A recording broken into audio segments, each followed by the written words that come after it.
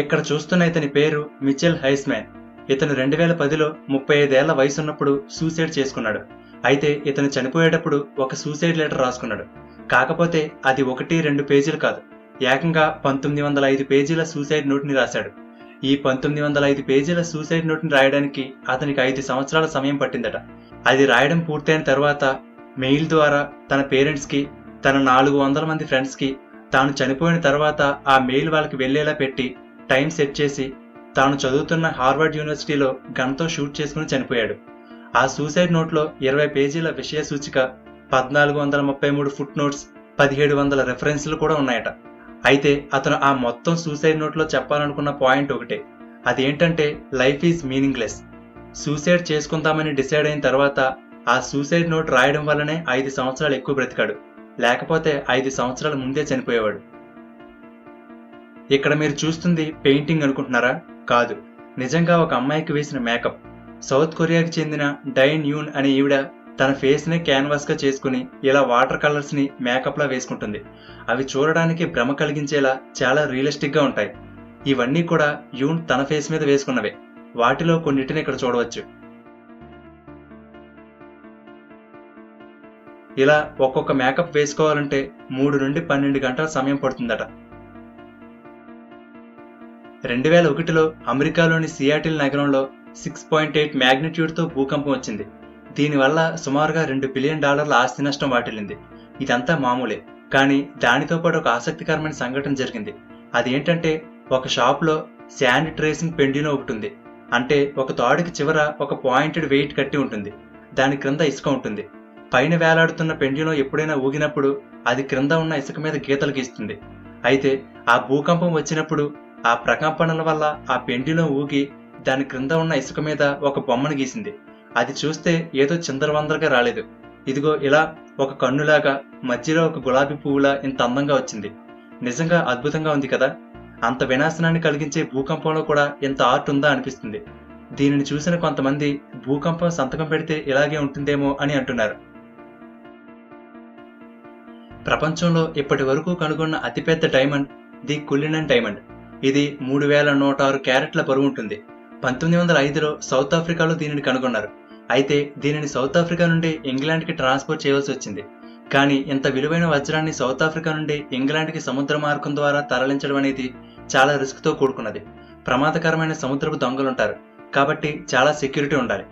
దాంతో ఆ అధికారులు కొంచెం తెలివిగా ఆలోచించి ఆ వజ్రానికి బదులుగా ఒక రాయి లాంటి దానిని పెట్టి దానికి ఫుల్ సెక్యూరిటీ ఇచ్చి చాలా భద్రంగా షిప్ ద్వారా ఆ రాయిని ఇంగ్లాండ్కి తరలించారు. దాంతో దొంగల దృష్టంతా దీని మీద ఉండేలా చేశారు. కానీ అంత విలువైన ఒరిజినల్ డైమండ్ ని మాత్రం నార్మల్ గా ఒక ప్లెయిన్ బాక్స్ లో పెట్టి పోస్ట్ లో పార్సల్ ద్వారా పంపేశారట. ఈ మధ్య కాలంలో డోజ్ కాయిన్ ఇంటర్నెట్ లో బాగా వైరల్ అవుతున్న విషయం తెలిసిందే. ఎలాన్ మస్క్ చేసే ట్వీట్ల వలన దీని విలువ అమాంతంగా పెరుగుతుంది. అయితే 2013లో ఈ డోజ్ కాయిన్ ని Billy Markus and Johnson Palmer అనే 2 సాఫ్ట్వేర్ డెవలపర్లు ఏదో సరదాగా దీనిని డెవలప్ చేశారు. కానీ ఇంత ఫేమస్ అవుతుందని అనుకోలేదు. అందుకే ఈ డోజ్ కాయిన్ ని క్రియేట్ చేసిన వాళ్ళలో ఒకరైన బిల్లీ మార్కస్ అనే ఇతను 2015లో హోండా సివిక్ కారు కొనుక్కోవడానికి తన దగ్గర ఉన్న మొత్తం డోజ్ కాయిన్లన్నిటినీ అమ్మేశాడు. కానీ ఇప్పుడు ఈ డోజ్ కాయిన్ మార్కెట్ క్యాపిటలైజేషన్ మొత్తం ఏకంగా హోండా కార్ కంపెనీ కన్నా ఎక్కువ పెరిగిపోయింది. హోండా మార్కెట్ క్యాపిటలైజేషన్ $54 బిలియన్ అయితే డోజ్ కాయిన్ మార్కెట్ క్యాపిటలైజేషన్ సుమారుగా $86 బిలియన్. అంటే దాని విలువ ఎంతలా పెరిగిందో చూడండి. నెక్స్ట్ ఫ్యాక్ట్ లోకి వెళ్ళిపోతే, ఇప్పుడు కోవిడ్ మనల్ని ఎంత ఇబ్బంది పెడుతుందో మనం చూస్తున్నాం. అయితే నెదర్లాండ్కి చెందిన కొంతమంది శాస్త్రవేత్తలు కోవిడ్ టెస్ట్ చేయడం కోసం తేనెటీగలను ఉపయోగించే ఒక సింపుల్ పద్ధతిని కనిపెట్టారు. అది ఎలాగో చూద్దాం. ముందుగా ఈ తేనెటీగలకు COVID-19 శాంపిల్స్ ని స్మెల్ చూపిస్తారు. ఆ తర్వాత వాటికి పంచదార నీటిని బహుమతిగా అందిస్తారు. ఇలా వాటికి అలవాటు చేస్తారు. కాబట్టి అవి ఎలా ట్రైన్ అయ్యాయంటే, COVID-19కి సంబంధించిన స్మెల్ వచ్చిందంటే నెక్స్ట్ వాటికి పంచదార నీరు బహుమతిగా లభిస్తుంది అని వాటి నాలుకను బయటకు పెడతాయి. ఇలా అవి అలవాటు పడిపోయాయి. ఇప్పుడు వేరువేరు వ్యక్తుల నుండి తీసుకున్న శాంపిల్స్ ని ఒక్కొక్క తేనెటీగ దగ్గర పెడతారు.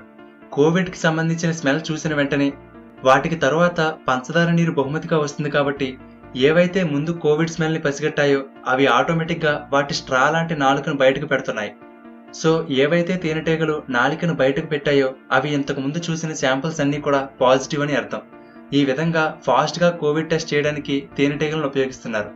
మామూలుగా అయితే కోవిడ్ టెస్ట్ చేయించిన తర్వాత రిజల్ట్స్ రావడానికి రోజులు టైం పడుతుంది కదా, కానీ దీని ద్వారా సెకండ్లో రిజల్ట్స్ తెలిసిపోతుంది. అంతేకాదు ఈ టెస్ట్లో 95% యాక్యురసీ ఉంటుందట. జపాన్లో భూకంపాలు ఎక్కువగా వస్తాయని మనకు తెలిసిందే. వాటి వల్ల ఇంటి నిర్మాణాలు ఎక్కువగా దెబ్బతింటాయి. అందుకే జపాన్ వాళ్ళు కొత్త టెక్నాలజీతో ఇంటిని నిర్మించే పద్ధతిని కనిపెడుతున్నారు. మనం 2 అయస్కాంతాలను దగ్గరకు తీసుకువచ్చినప్పుడు అవి వేరువేరు ధృవాలైతే అతుక్కుంటాయి, కానీ 2 ఒకే ధృవాలైతే వికర్షించుకుంటాయి. ఈ టెక్నిక్తో మ్యాగ్నెటిక్ ఫోర్స్ని ఉపయోగించి ఇల్లు నేల మీద కాకుండా నేలకి కొంచెం ఎత్తులో, నేలకి టచ్ అవ్వకుండా ఉండేలా ఇళ్లను నిర్మించబోతున్నారు. వీటి వల్ల ఒకవేళ భూకంపం వచ్చినా ఇంటికి గాని ఇంట్లో మనుషులకు గాని ఎటువంటి ప్రమాదం ఉండదు. ఐడియా బాగుంది కదా. ఒక డైమండ్ రియలా కాదా అని చెక్ చేయాలంటే సింపుల్ పద్ధతి ఒకటి ఉంది. అది ఏంటంటే ఆ డైమండ్ మీద మనం పట్టుకున్నప్పుడు అంటుకున్న చెమట గాని ఆయిల్ గాని లేకుండా తుడిచి దానిని నోటి దగ్గర పట్టుకుని వేడి గాలిని బయటకు వచ్చేలా నోటితో శ్వాసని వదలాలి. మనం ఏదైనా గ్లాస్ మీద ఇలా శ్వాస వదిలినప్పుడు దాని మీద తేమలాగా ఏర్పడుతుంది కదా, అలా అన్నమాట. అయితే అలా డైమండ్ మీద శ్వాసను వదిలినప్పుడు 1 లేదా 2 సెకండ్లో ఆ తేమ పోతే అది ఒరిజినల్ డైమండ్ అని అర్థం. అలా కాకుండా 4 సెకండ్లు అంతకన్నా ఎక్కువసేపు ఆ తేమ డైమండ్ మీద ఉంటే అది ఫేక్ డైమండ్. ఎందుకంటే ఒరిజినల్ డైమండ్ వేడిని చాలా ఫాస్ట్గా కండక్ట్ చేస్తాయి. కాబట్టి మనం ఊదినప్పుడు ఏర్పడిన తేమ పొగ లాంటిది వెంటనే పోతుంది. అలాగే మరొక సింపుల్ టెస్ట్ కూడా ఉంది. దీనికోసం న్యూస్ పేపర్ కావాలి. ముందుగా డైమండ్ని క్లీన్ చేసి న్యూస్ పేపర్ మీద ఉండే అక్షరాల మీద డైమండ్ని ఉంచి చూసినప్పుడు ఆ క్రింద ఉన్న అక్షరాలను గనక మనం చదవగలిగితే అది ఫేక్ డైమండ్. అలాగే ఆ అక్షరాలు కొంచెం బ్లర్గా ఉన్నా కూడా అది ఫేక్ అవ్వచ్చు. అలా కాకుండా అసలు క్రింద ఉన్న అక్షరాలను చదవడానికి వీలు లేకుండా కనపడకపోతే అది రియల్ డైమండ్. ఎందుకంటే డైమండ్కి ఉండే కోణాలు కాంతిని వేరువేరు దిశల్లో రిఫ్రాక్ట్ చేస్తాయి. అలా లైట్ రిఫ్రాక్ట్ అవ్వడం వల్ల వజ్రం ద్వారా చూసినప్పుడు క్రింద ఉన్న అక్షరాలు మనకి సరిగ్గా కనపడకూడదు. కాబట్టి క్రింద ఉన్న అక్షరాలు చదవలేకపోతే అది ఒరిజినల్ డైమండ్. మనం ఆహారం తీసుకున్నప్పుడు నోటిలో పెట్టగానే రుచి గ్రంథులు ఆ టేస్ట్ని 0.0015 సెకండ్స్లో డిటెక్ట్ చేస్తాయట. అంటే ఒక సెకండ్ని 666 పార్ట్స్ చేస్తే దానిలో ఒక పార్ట్ ఎంత ఉంటుందో అంత సేపట్లో రుచిని గ్రహిస్తాయి. 1990లో బ్రిటిష్ ఎయిర్వేస్కి చెందిన 5390 ఫ్లైట్ ఇంగ్లాండ్ నుండి స్పెయిన్కి వెళ్ళడానికి టేకాఫ్ అయింది. అయితే కొంతసేపటికి ఫ్లైట్కి ముందు ఎడంవైపు ఉండే విండ్షీల్డ్లో ఒకటి ఒక్కసారిగా ఊడిపోవడంతో విమానం లోపల బయట ఉండే ప్రెషర్లో డిఫరెన్స్ రావడం వల్ల కాక్పిట్ లోపల ఉన్న ల్యాంకస్టర్ అనే కెప్టెన్ బయటికి విసిరివేయబడ్డాడు. వెంటనే పక్కనే ఉన్న మరొక పైలట్ అతని కాళ్ళు పట్టుకోవడంతో ఇదిగో ఈ విధంగా కెప్టెన్ని ఎగిరిపోకుండా ఆపగలిగాడు. మోకాళ్ళు లోపలికి, మిగిలిన శరీరం మొత్తం బయట. ఇలా సుమారుగా 20 నిమిషాల పాటు ఎగిరిపోకుండా పట్టుకునే ఉన్నారు. ఇదంతా కూడా 23,000 అడుగుల ఎత్తులో గంటకి సుమారుగా 900 కిలోమీటర్ల వేగంతో వెళ్తున్న విమానంలో ఇలా చేయడం అంటే మాటలు కాదు. విపరీతమైన చలి, వేగంతో వీచే గాలి. ఆ గాలి వేగానికి కెప్టెన్ తల విమానానికి తగులుతూనే ఉండేది. అయితే అందరూ అతను చనిపోయి ఉండి ఉంటారని కాళ్ళు వదిలేద్దామని అనుకున్నారు. కానీ ఒకవేళ అలా వదిలేస్తే అతని బాడీ విమానానికి పక్కనే ఉండే రెక్కలకి తగిలినా లేదా ఇంజిన్లోకి వెళ్ళినా మొత్తం విమానం దెబ్బతింటుందని అతన్ని అలా పట్టుకునే ఉన్నారు. దాదాపు 20 నిమిషాల తర్వాత దగ్గరలో ఉన్న ఎయిర్పోర్ట్లో ఎమర్జెన్సీ ల్యాండింగ్ చేశారు. కానీ అదృష్టవశాత్తు ఆ కెప్టెన్ బ్రతికే ఉన్నాడు. ఆ విమానం గాలిలో ఉన్నంతసేపు అతనికి అయిన గాయాల వలన ఏర్పడిన రక్తం మరకలను ఇక్కడ చూడవచ్చు. అతని శరీరం నిండా గాయాలయ్యాయి. దాదాపు 5 నెలల విశ్రాంతి తర్వాత మళ్లీ అదే విమానంలో అతను జాబ్లో చేరారు. అయితే ఇక్కడ మీరు చూస్తున్న ఈ ఒక్క ఇమేజ్ మాత్రం రియల్ కాదు. 2005లో నేషనల్ జియోగ్రఫిక్ వాళ్ళు ఇదే ఇన్సిడెంట్ ని ఒక డాక్యుమెంటరీగా తీశారు. దాని నుండి ఈ పిక్ తీసుకోబడింది. కానీ ఈ ఇన్సిడెంట్ మాత్రం రియల్ గానే జరిగింది. ఏది ఏమైనా ఇంత పెద్ద ప్రమాదం నుండి అతను బ్రతకడం, అలాగే విమానంలో ఉన్న ఎవరికి ఏమీ కాకపోవడం అనేది అదృష్టమనే చెప్పాలి.